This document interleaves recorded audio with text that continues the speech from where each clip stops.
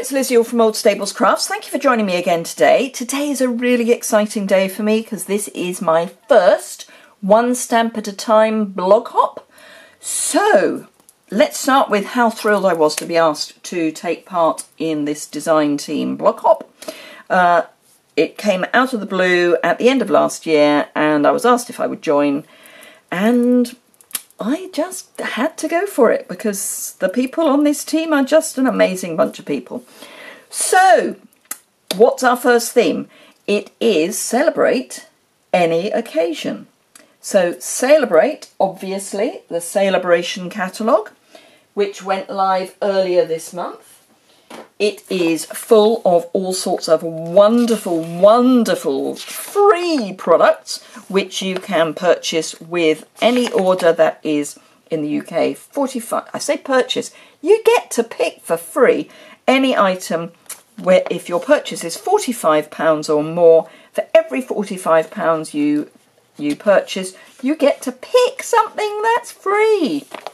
Now, I'm actually using 2 items, so that would be a £90 purchase. So I'm going to be using some of the ribbon combo pack and this gorgeous stamp set here by the Bay.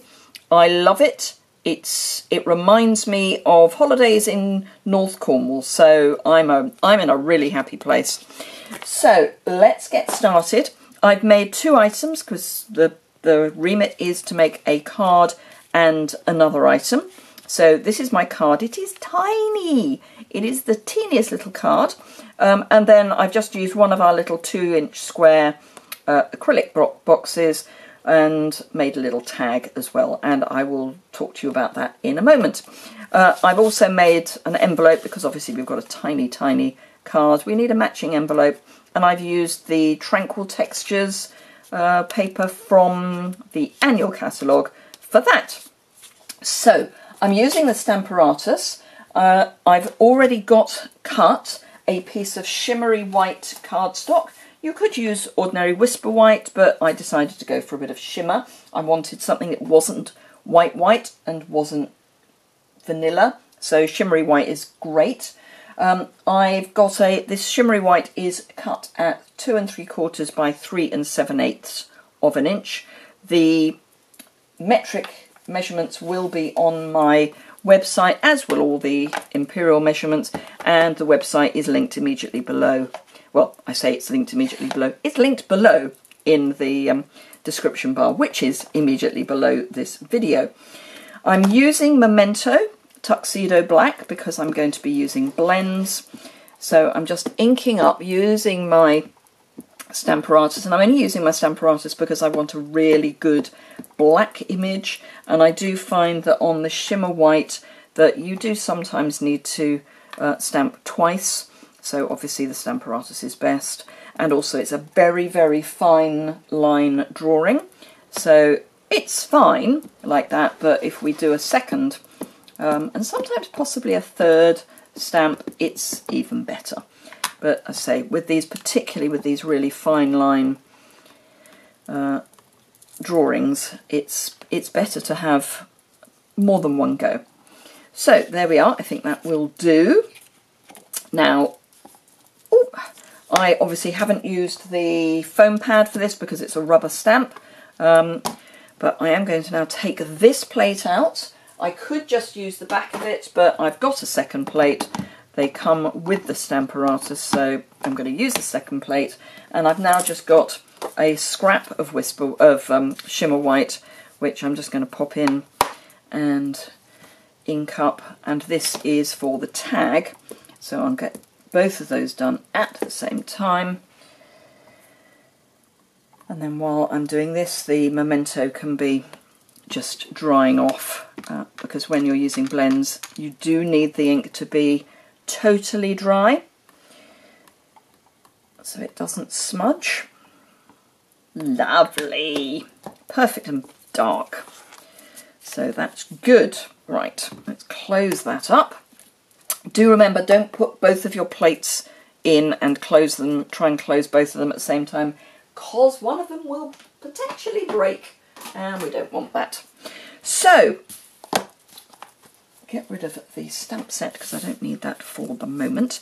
I've got a selection of blends. I may not use all of them, and I will put to one side the ones that I do use so that I know which ones I've used. I didn't use that many, actually. You could go completely mad, but I know I'm going to use both of the old olives, so let's start with that. This is a really sketchy form of colouring. I literally just come in and scribble where I just want a little bit of darkness, so a little bit of shadow really.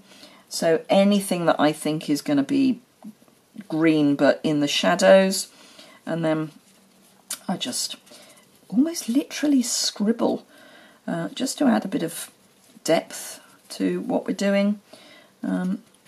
So anything that you think might possibly be green, just scribble.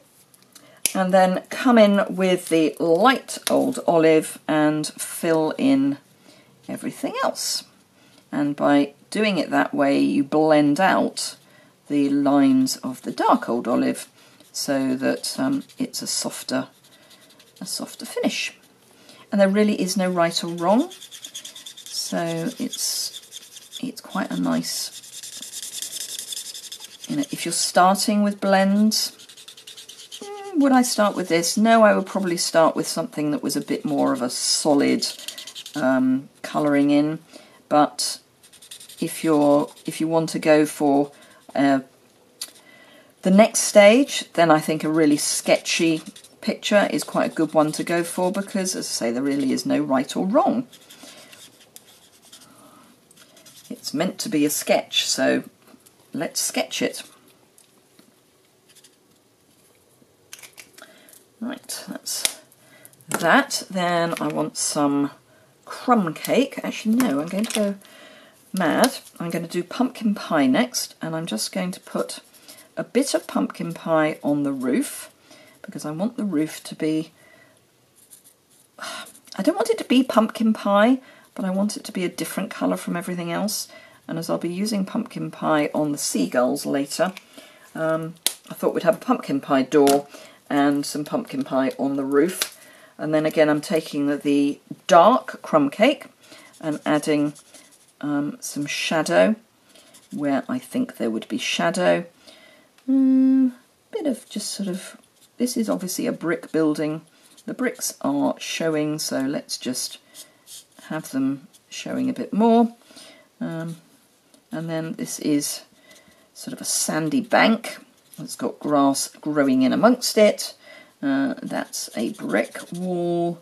And then again, we'll have some brick here, a bit darker there. Have it coming down because it's stripes there, a bit coming across there. So as you can see, this really isn't terribly arty, but it should end up looking pretty arty. So it really is just a question of adding in where you think you want some darker colour, and you can see I'm really just scribbling. It's not, you know, it's actually, we'll have a line there because that is a line, and then come in with your, oh actually no, forgot the roof, because I do want the roof to be dark crumb cake over the pumpkin pie, and that just softens down that pumpkin pie. So light crumb cake, I'm going to be brave and go for the fat end, and again I'm not colouring the whole thing, I'm just colouring bits. And then, so I really don't mind if there's a bit of the shimmer white background showing. It's part of the reason that I went for the shimmer white rather than the stark whisper white.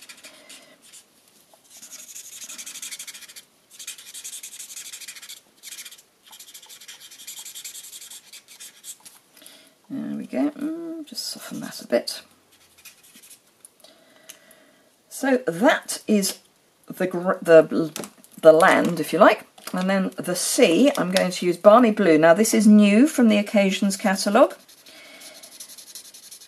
It comes out slightly darker on the shimmer white, but nothing's wrong with that. And then some of the light balmy blue just to add some sky, and I am coming in to join the sea and the sky together, and then just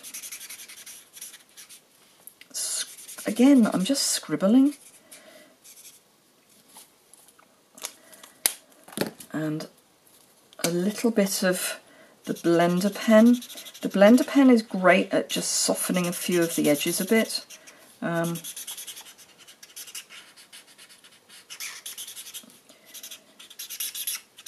And adding a bit of texture. So that is all I'm doing with that. I've got my card base, which I've done long and thin, and this is 3 inches by 8 1/4, and I've scored at 4 1/8. But as I say, don't worry, because it's all over on my blog.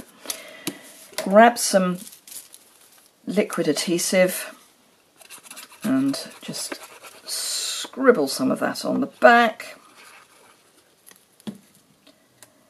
and pop that onto our card base, and that is our card.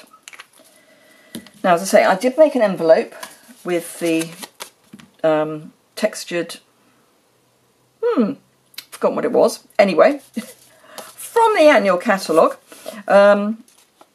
Tranquil Textures, that's the one, and that is in the Balmy Blue pattern. This was using a piece of 6x6 paper, so it's a great little way of using up some smaller bits of paper. The dimensions are on the embossing, the envelope punch board. My brain has gone. So just cut a 3x4 envelope, or punch a 3x4 envelope, and that will fit. So that's that. Now let's do the tag to go with it. And as you see, it's just the teeniest little tag. So all we need to do is get our balmy blue again. And this is going to be for the water. And I'm putting the water line kind of just here. So anything, this is all going to be ground, and this is going to be water. And then I'm going to take the water up to this top line here. So that's all going to be water. So I'm using the darker of the blues for that. And then I'm going to come in with the brush tip of the light balmy blue and just add some of that. And I'm not worrying that I'm going, you know, leaving white space around the gulls. That really doesn't bother me. Let me just bring that in a bit just to soften it. That will dry back a wee bit. And again, I'm going to come in with some of the blender, because that takes, well, it's the colour lifter technically, isn't it? But I always think of it as the blender. That takes some of the ink back out and gives it a bit more texture. Right, so for ground, we're going down the same route. We're going to add a bit of dark crumb cake. That's the edge of a rock, so we'll make sure that's got a proper line. So a bit of the dark crumb cake, bit of the light crumb cake just to blend that out.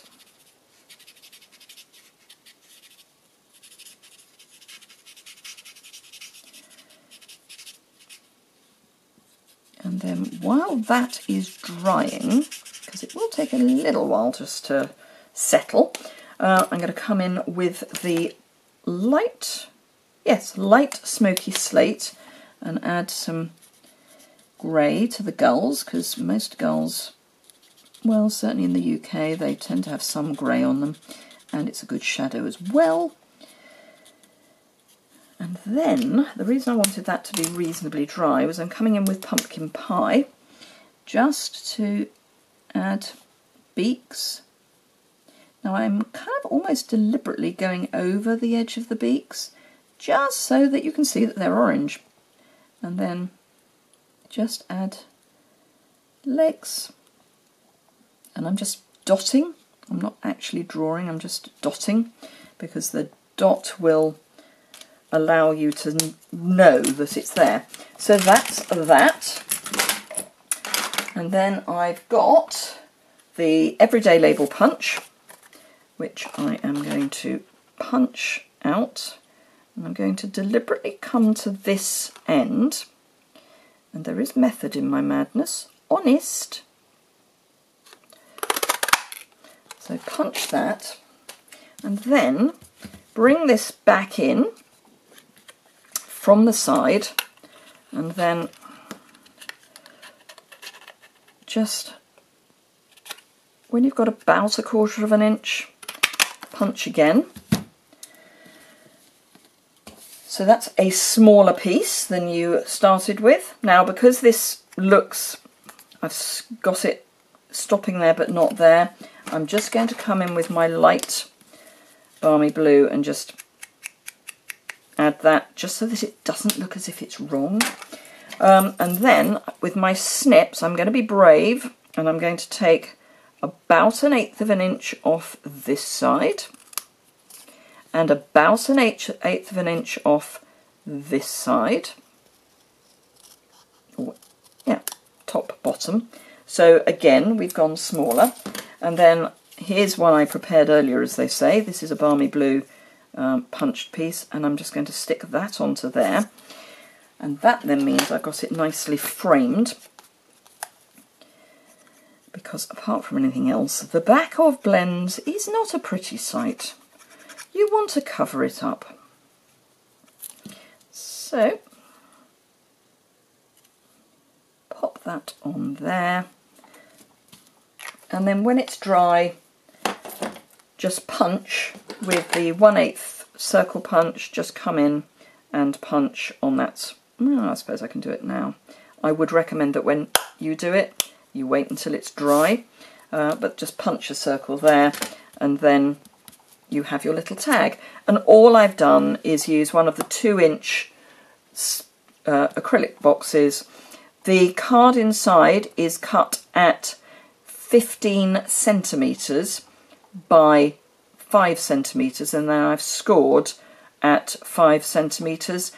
And the reason I've done that, and I know if you're imperial that's going to kind of blow your brain, I tend to do imperial, but 5 centimetres is just very, very fractionally smaller than 2 inches. And I'm going to bring in my trimmer and show you that on my trimmer, because I've got a metric and imperial trimmer.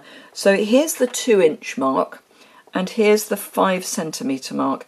So I found that 5 centimetres is actually better than 1 15/16. It's just tiny weeny bit difference. But if you've only got an imperial trimmer, then do it so that it's 1 15/16 wide, and then score at 1 15/16. And I've used 2 pieces of 15 centimetre paper, and I've just put one that's gone from the front to the round, from the side round, and one that's gone over the top. Let me just show you that. And then just tied it all together with a balmy blue piece of the ribbon from the Sale-a-bration catalogue. So let me just show you what I mean. So if I can get this open.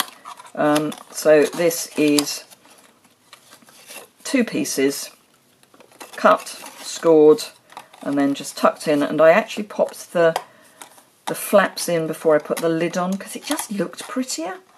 Otherwise you have the flaps sticking out. I did then make the mistake of trying to tuck this behind the paper.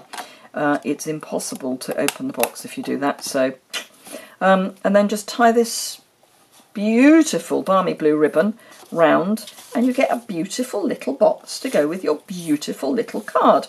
Great for any occasion. If you're thinking about gifting to men, that would be amazing. And you can put just, some little sweets or something in your box. Thank you very much indeed for joining me. Do hop over to my website and you will see a list of all the other members of the One Stamp at a Time team, and there are links to their blogs which will have similar but different projects. We're all using the same theme. Really great way to get lots and lots of inspiration for how to use sale-a-bration and the Occasions catalogue. I haven't used a huge amount. In fact, I've used the blends out of the Occasions catalogue, but I know some of the others are concentrating more on the Occasions catalogue with a bit of sale-a-bration. I'm doing sale-a-bration with a bit of Occasions. So do go and have a look, and I hope to see you guys again very soon. If you've enjoyed the video, please give it a thumbs up. If this is your first time visiting me, if you would like to subscribe, the button's in the bottom right hand corner. If you're in the UK, I would be delighted if you would wish to shop with me. The link to my online store is below, and if you go over to my website, which as I say is also linked below, you'll find a list of everything I've used and details of the dimensions and those sorts of useful bits of information. Thank you very much indeed, and I look forward to seeing you again very soon. Bye!